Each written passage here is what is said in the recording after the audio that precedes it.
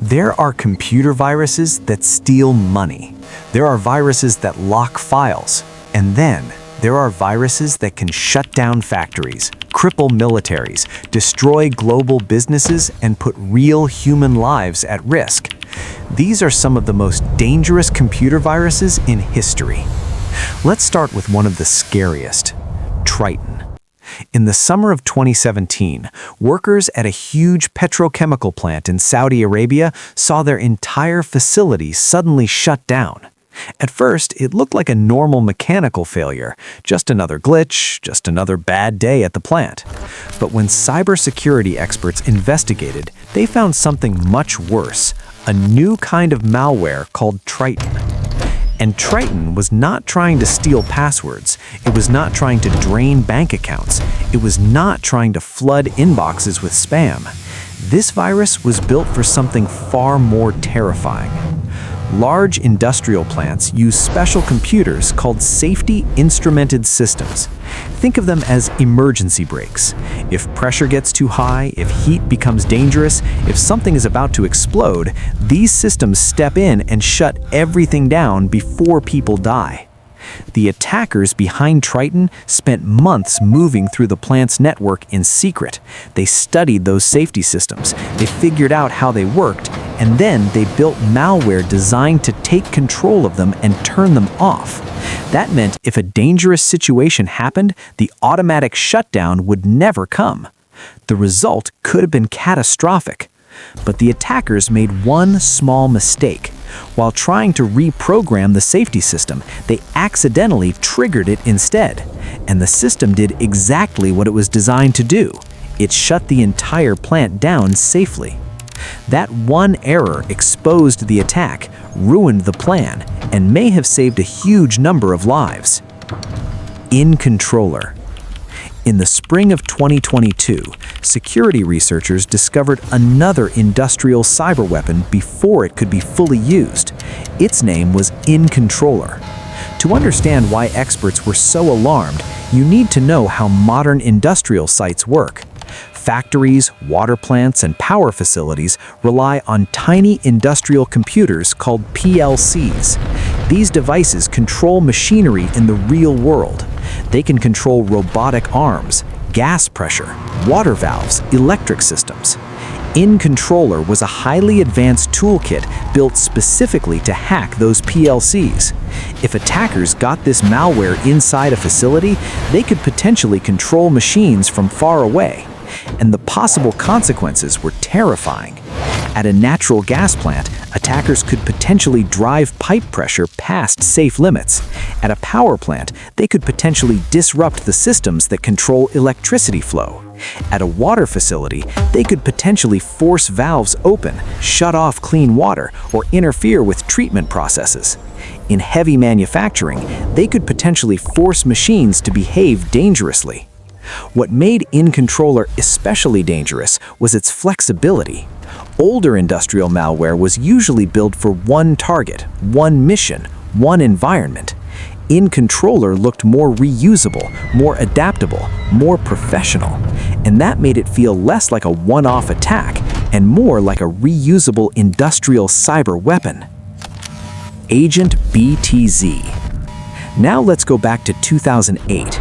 Somewhere in the Middle East, someone left infected USB flash drives where American military personnel were likely to find. Somewhere near a base, maybe at a kiosk, maybe in a public place. Eventually, someone picked one up and plugged it into a laptop inside a secure military environment. That one decision triggered one of the worst cyber incidents in American military history. The malware was called Agent BTZ. It acted like a digital spy. Once inside, it spread through both classified and unclassified systems. It searched for sensitive files, it opened back doors, and it allowed outside attackers to quietly reach into the network. It also watched for new USB drives.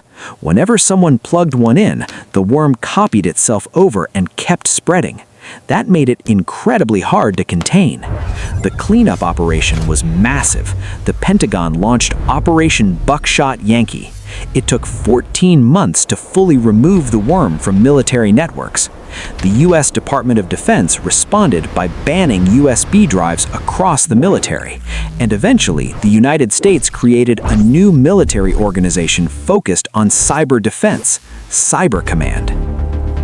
Stuxnet. In around 2010, the world discovered one of the most famous cyber weapons ever created, Stuxnet. Its target was Iran's Natanz nuclear facility. This site was heavily protected and disconnected from the internet, so to get inside, the malware likely had to cross a physical barrier, most likely through an infected USB drive. Once inside, Stuxnet searched for a very specific target, the industrial control systems managing uranium centrifuges. These centrifuges spin at extremely high speeds, they're delicate, and they're critical. Stuxnet secretly changed how they operated. It pushed them beyond safe speeds, then slowed them down, then pushed them again. That constant stress damaged the machines from the inside. But the most chilling part was how it hid the attack. Stuxnet recorded normal system readings and played them back to the operators, so the people watching the screens believed everything was fine, while the machines were tearing themselves apart. By the time the truth became clear, nearly 1,000 centrifuges had reportedly been damaged. It was one of the clearest examples the world had ever seen of malware causing physical destruction in the real world. NotPetya. In June 2017, companies across Ukraine downloaded what looked like a routine software update for a widely used accounting program. It seemed harmless. It was not. That update carried NotPetya, one of the most destructive cyber attacks in history. At first, it looked like ransomware. Computers rebooted, files became inaccessible, a ransom demand appeared on screen asking for $300. But researchers quickly realized something important. This malware was never really designed to restore the files. It was built to destroy data permanently. In other words, it wasn't really about ransom, it was about damage. And it spread with terrifying speed. NotPetya used a powerful exploit that allowed it to move automatically across networks, jumping from computer to computer in seconds. The original target appeared to be Ukraine, but the malware didn't stay there. It escaped and spread around the world. Global shipping giant Maersk was hit so badly that cargo operations were disrupted. Other international businesses were thrown into chaos. Some companies had to rebuild entire systems from scratch and replace huge numbers of computers. The total global damage was estimated at more than $10 billion. So Big F. In 2003, an email worm called So Big F exploded across the internet. It looked harmless enough. The emails often appeared to come from someone you trusted. That trick is called spoofing, so people opened the attachment. And the moment they did, the worm got to work. It searched the computer for email addresses, then it used that machine to send out thousands of copies of itself. The spread was staggering. At its peak, experts estimated that 1 out of every 17 emails in the world was a copy of So Big F. That flood of traffic overloaded networks globally. One of the most dramatic effects hit CSX, a major railroad company in the eastern United States. The network disruption interfered with systems tied to rail operations.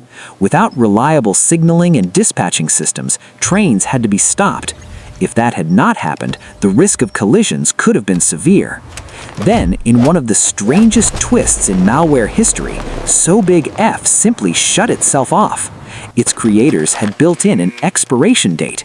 On September 10, 2003, it stopped spreading, and to this day, the people behind it remain unidentified. Conficker. By late 2008, many people thought the internet was getting safer.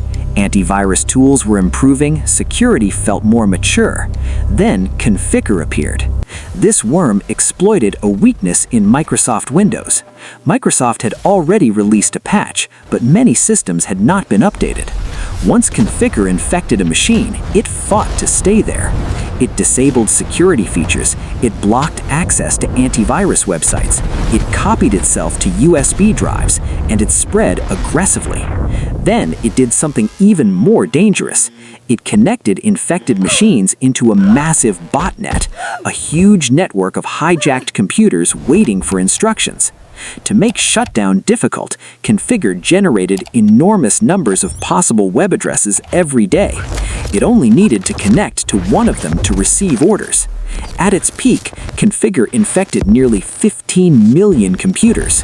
Hospitals in the UK were disrupted. The French military reportedly faced serious issues with infected systems. And yet, the giant attack many feared never fully came. That remains one of the biggest mysteries around Configure. Who built it? Why build something that large? And what was the real endgame? Carbonac. Around 2014, cybercriminals launched one of the boldest banking attacks the world had ever seen.